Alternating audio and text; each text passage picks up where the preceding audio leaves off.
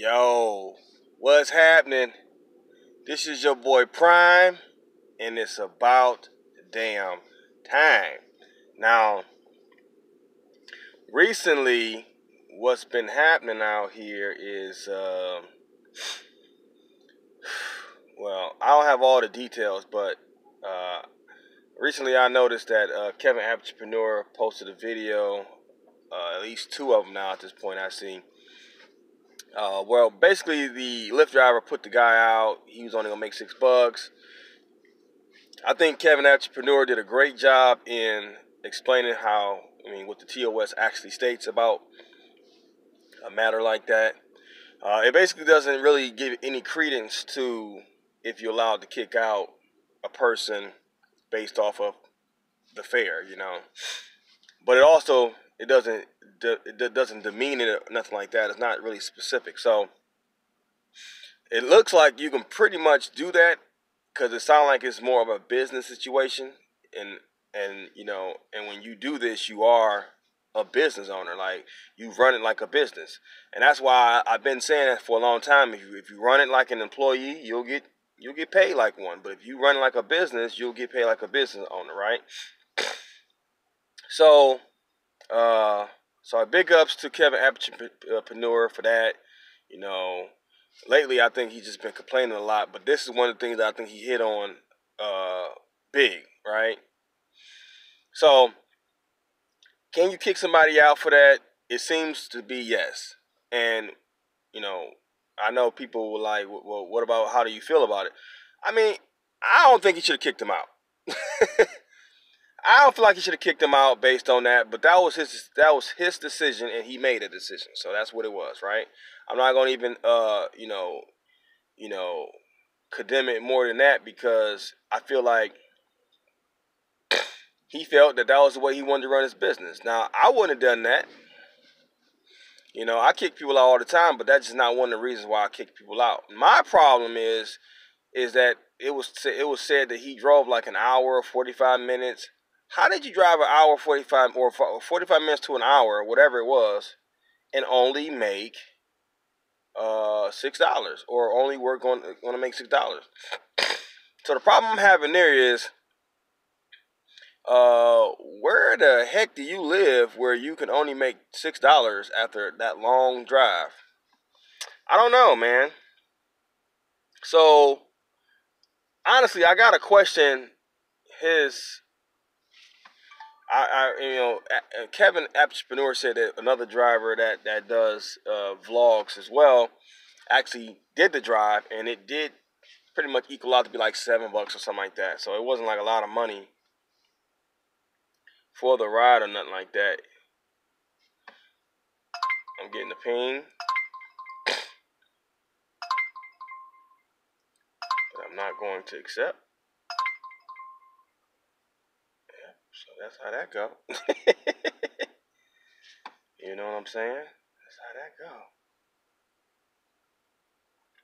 Let me see something here. So basically what I see there is, I don't have a lot of info on like how did he even get to that point, because my thing would be, did you drive 45 minutes out of your way to pick this person up? And then when you got there, you realize, oh, snaps, they going to the airport. Like, two things I got a problem with there. You had to drive far, so that's your fault, right? Then second, once you got there, you could have looked at where the ride was going before they even got in the car, and you didn't. You waited till they got in the car, and then you're like, oh man, we're not going down there. Like, really? And this guy was a pilot. This guy was trying to get to work. I mean, sure enough, the pilot could have tipped, He could have been like, hey, man, here go $5 or something. You know what I'm saying? $10, I know this, I know this ride ain't profitable. I know this don't make you a lot of money, but here go $10. Here go $20, man. Here go $5, man. You know what I'm saying? Just get me down there. I need to go to work. I mean, like, how much does getting to work matter to this guy? That's what I want to know. Where he couldn't even offer a tip. Like, that to me, you should have been offering a tip off top if you already know this ride is weak. and the person, let's say the person came 45 minutes to get to you, like, why ain't you offering some gas money for them even driving that far? I would be offering gas money. I'm like, damn, I can't believe you drove this far, bro. Listen, and you drove this far not knowing how much you're going to make. Here go 20 bucks, man.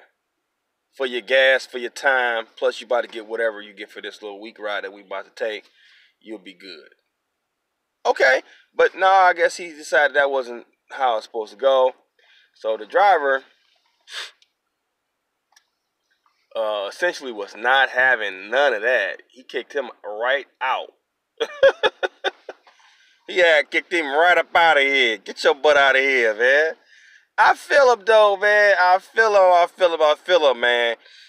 I feel him on the fact that he kicked him out because he probably felt disrespected because he had drove this far and found out that, man, I made a mistake, you know. But you made the mistake, man. You know what I'm saying? You had to drive. It seemed like you had to drive far as hell. Like, how was it an hour trip and you only get paid $6? I mean, if you take an hour trip, man, that's like $7 right there. That's just the time. The distance ain't even put in there, man. And that's where you're going to make the bulk of your money for real. So I just don't see how you can only make $7 for an hour trip. 45-minute long trip, whatever, right? That don't even make sense to me. So maybe I'm missing some details, but the only other way I could think of it as where you could actually make that kind of money if you drove that far to drive them down the street and make $6. Yeah. Yeah, if you drove 45 minutes and where they going is right down the street, yeah, you about to make $6. But that's why you don't drive that far away. Like, Lyft got something new now where they're going to give you $10. Well, it's only here in Cleveland. They're actually trying it out. It's a test run. So, it's not everywhere. But they testing it out where if you drive more than 20 minutes to pick somebody up, or you drive more than 20 minutes to pick somebody up, they'll bonus you out $10. Now, my problem is once you get there and they only going to go down the street, now you made $13. Was it worth it? Like, they, you know how Lyft is. They call you out of prime time and everything. 550%. Oh, let's go 20 minutes away, pick this dude up. Let's see what he want to do. He ain't got no prime time on it, no nothing. So, and I went to the hub. They had like a pop-up hub yesterday. And, it was so many drivers there talking about how they drive 20, 30 minutes to go pick up passengers. And I was just like, you really do that? They're like, yeah, man. I say, they be trying to hit the power driver bonus, man. I think the power driver bonus is the perfect tool for Lyft, not for you. It's the perfect tool because with the power driver bonus, it makes you keep a 90% acceptance rate. It makes you go get every passenger no matter where they at, 20, 30, 40, wherever the hell they at. You want to keep that thing going, you got to go pick them up. And typically the rides are $3 rides, $5 rides. After you done went 20 minutes away to pick them up, they not profitable. So the power driver bonus, what it alleviates is that you'll get a lump sum at the end of all those runs. But your car is like weaned and it's like your car is like beat up because you've been doing all that riding. So you gotta take that in consideration. The gas that you spent to do all these trips, and then the fact that they want you to get 90 trips. Like here they want you to do 90 trips to get the top amount. That's a lot of trips. I have never done 90 trips in my entire life. Listen, I'm a full-time driver. Everybody know that. I ain't never did 90 in my entire life. Like I do 90, sometimes I do 90 in a month. They want you to do that in a week. Nah. See, I ain't doing that because first of all, that's working too hard. Just working too hard. Why would you want to work that hard? Like work smarter and not harder. I know I kind of like transition this into something else, but like, basically, you're an independent contractor. Okay, we are independent contractors. Okay, Phyllis, we about to go pick up Phyllis real quick here. So I'm gonna go ahead and pick up Phyllis, and I'm gonna go ahead probably end this here in a moment. But you know, essentially. Head towards Som Center Road, then turn right onto Som Center Road. Yep. That's how I do. So, okay. So yeah, basically, what you want to do is you want to understand that you're an independent contractor. You work for yourself, and you work by yourself, basically. Now, me, myself, I don't technically work by myself because, you know, I have a crew of drivers that we talk, and we talk on this thing called Zello, and we chit-chat, we talk about rides and money and safety and things of that nature, and, you know, and I think every driver should have a network of other drivers. I think if people had more networking between drivers, the driver-to-driver relationship wouldn't be so competitive. Like, when you meet a driver, you almost feel like you in a heavyweight bout with them, because, like, you know, you don't know if this might be the same kind of guy that's on Facebook.